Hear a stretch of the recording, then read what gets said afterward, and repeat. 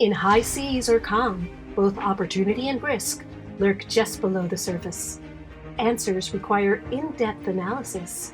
Welcome to Blackfin Group's Shark Cage podcast, where experts dip below the surface of important industry issues in search of hidden opportunities. Hello and welcome again to the Blackfin Group Shark Cage, and I have a great guest today, Luana Slettedahl, and she's a fellow partner with me at Blackfin, and we have great conversations during our partner calls. And Lou was talking about a few things that I thought would be very interesting to the group here and to the followers, and so I decided to have her on. Lou, welcome to the show. Thank you. This will be a good conversation today. Absolutely. Before we get started, Lou, if you don't mind, would you tell a little bit about your background for those in the audience who may not be familiar with your experience? Yes, certainly.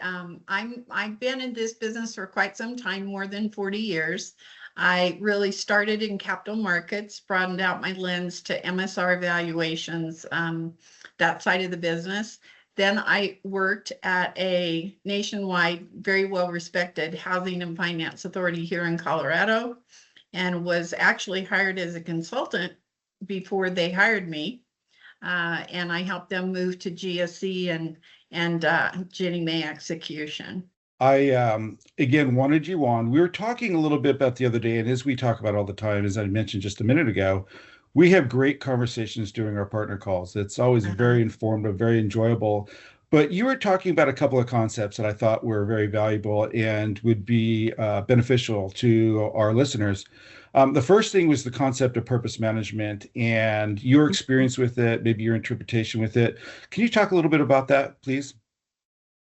Now, the timing for this topic is really just perfect in the industry, because purpose management aligns with strategic planning. And when an organization moves forward with strategic planning, and we've seen this before in our consulting engagements, some of our engagements are the result of companies not being able to get their strategic goals accomplished. So they hire a consultant. And the driver here is when strategic goals are established that align with the company's core mission and values, but also has a complementary element of gaining the buy-in of employees. There's some personal attachment there. And so the strategic goals are set, but they cascade down through the organization. They're clearly communicated. They are established with priority, so that all of the stakeholders, including those in the C3 suite, that's a tongue twister there, who many times can have expectations that they want things done quickly. It allows for that communication that this is the goal and this is how we're going to achieve it, and this is the timeline to reach the goal. So at the end, everyone's on the same page. No, that's great. And it speaks to me from the concept of some of the podcasts I've done lately regarding leadership talk just about what you're referencing, the messaging, the strategic goal of the company overall, but more importantly, the buy-in of everybody involved and all the stakeholders, from employees all the way up to board members. I use the concept or the term collaboration, and how sometimes it's very difficult to collaborate in many environments and be effective. You had used the term transparency, which I love, being able to have that throughout the organization, so everybody understands the common mission. Everybody understands where you go, who you want to be when you grow up, right? Can you talk a little bit about most effective ways to do that from a pragmatic perspective? I mean, what do you do? What types of communication, and how you share that vision? Certainly, transparency is a new word, really, in our workplace. It seems to be the buzzword in the last 3 years. Before that, it was silos, breaking down silos. And really, when you reflect on the transition that our industry has had, we've moved away from silo organizations into companies that are successful, at least companies that are successful have broken down those silos and learned how to be transparent across departmental lines. The other part of that is, though, allowing the employees to own their part in reaching the strategic goal.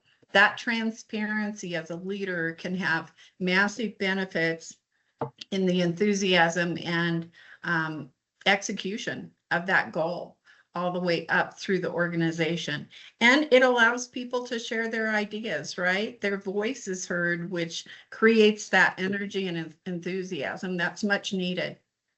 Absolutely. And so I'll set you up with a little bit of a difficult question, I think, is that how do you, really address individual needs? Everybody has their own wants and needs, as far as their individual roles within the organization, and rolling that up to make sure that everybody feels satisfied, which can't always happen, but as much as possible in trying to attain that common goal. Is it a matter of just, again, great transparency and collaboration? Is it maybe a little bit more individual messaging? What are your thoughts? I'll give you an example where I saw this and it was very successful. And it was my experience in working at the Housing and Finance Authority that I mentioned earlier. And HFAs are very good at defining what their mission is. HFAs provide home ownership opportunities throughout the country in various methods, whether it be single family, multifamily, Section 8 housing.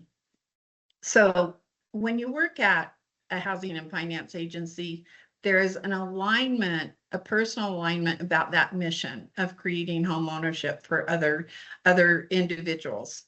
And so employees pull into that nugget, and then that nugget becomes part of the strategic plan.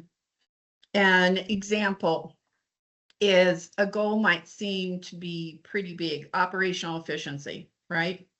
But if someone can become more efficient in their job by a strategic goal, operational efficiency, and a team aligns how they are going to become more operationally efficient in the workplace, even though they might be in operations, kind of like the silent group, right? Behind the curtain with a loan originator, for instance, then they're having an impact on the ability of the borrower to go through the processing line, right? Of the application, the approval, all of those steps for that homeowner to get into their transaction on time.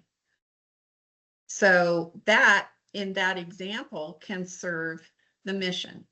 The mission in my example would be creating more homeownership opportunities for individuals, or a timely more homeownership experience. That's a great example.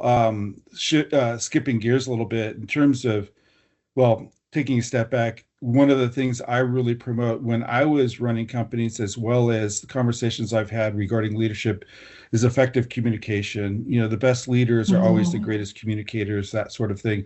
And one of the most difficult communications is to your board members, those who serve, those who are looking at the bottom line and really may not want to get involved in the weeds.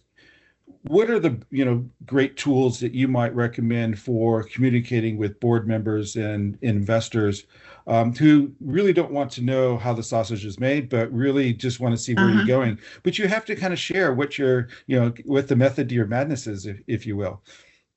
Yes. And I think the important part of that is making sure everyone's on the same page.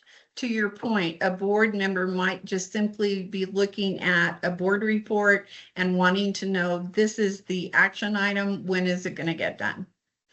But I think setting early on with the board as a group, what the goal is, what the expectations are, then it allows for the questions to come up from the board members. And once you set that solid footing and that expectation, then to me, that communication just becomes a natural routine in the board meeting. And they don't get in the weeds. That's really not their role, right? A board is to direct and give guidance to the C-level suite employees as to how to move the business forward. in terms of your transition from being an operator, if you will, to in the consulting world, what do you really enjoy about that? And what do you think your background, as you described, which is extensive, you bring to the table now into your consulting world? I would say it's my experience that I bring to my clients, and I don't want that to be taken in the wrong context. But when an individual has actually worked in a mortgage company, my experience was working at a retail IMB. Then I moved to working at an entrepreneurial nationwide MSR brokerage company. So that exposed me to a different way of thinking. Then I went to a housing and finance agency, which is quasi-governmental. Those life experiences allow me to work with a client and understand what their challenges are, and then to help them weave through the objective. I explained it to a client recently.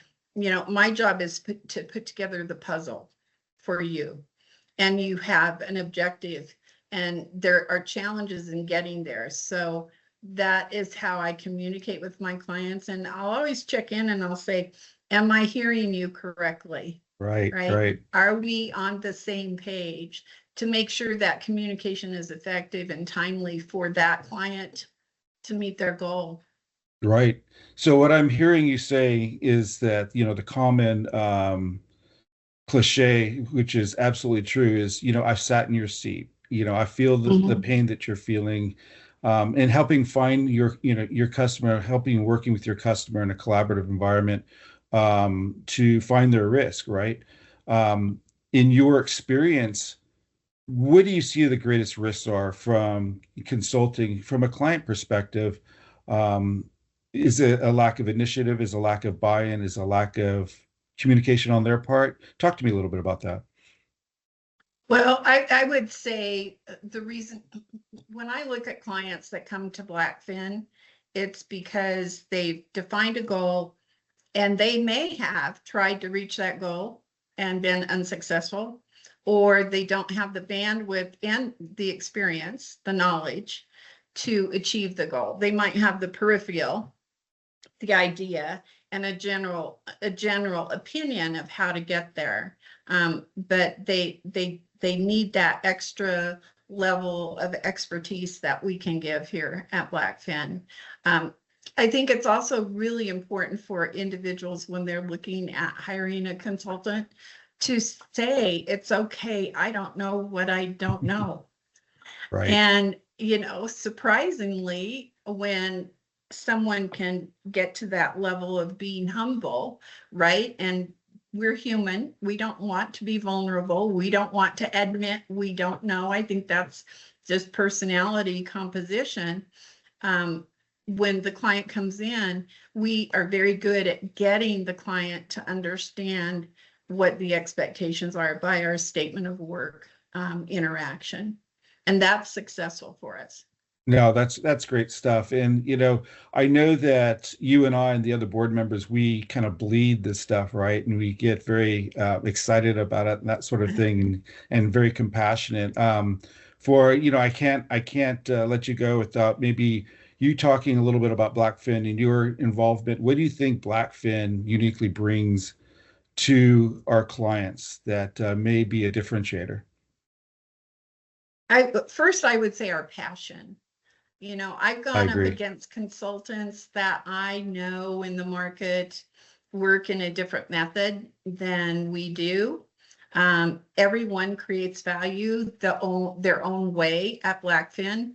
And I would say it's our passion. We have been lenders. We have been at the ground roots of organizations, and our ability to give back to our clients and see them succeed, and the excitement that comes in from that level of, I got this done, it feels really great, is really rewarding. That's awesome. That's awesome stuff. Well said. Uh, is there anything you want to share? Anything, last thoughts you want to share with the audience? I would just say this is the time of year strategic planning is paramount. If you haven't started, start it. at least start marinating on ideas, because before you know it, you'll be into January and you'll be saying, why didn't I have this conversation now? And Blackfin, reach out to us, ask a question. We are all available, and that's the way we build our relationship with your company. That's great. And with your background and, the level of expertise you bring to the table, I feel like we've just scratched the surface here in terms of this conversation. Yeah. Actually, I know we have, because I've been talking to you for a couple of years now. And there's so many things that I think that we could share, you could share with our audience, would be very valuable. So I highly suggest and will make you get on this podcast again to do this and go a little bit deeper, if you don't mind. Yeah, absolutely. Absolutely. It's a pleasure to have you. Thanks everybody for joining us, and we'll talk to you soon. Thank you for joining us in the Shark Cage. To be a guest on a future episode, send an email to info@blackfin-group.com. To find out more about the show or the information provided in this episode, visit Blackfin Group online at www.blackfin-group.com.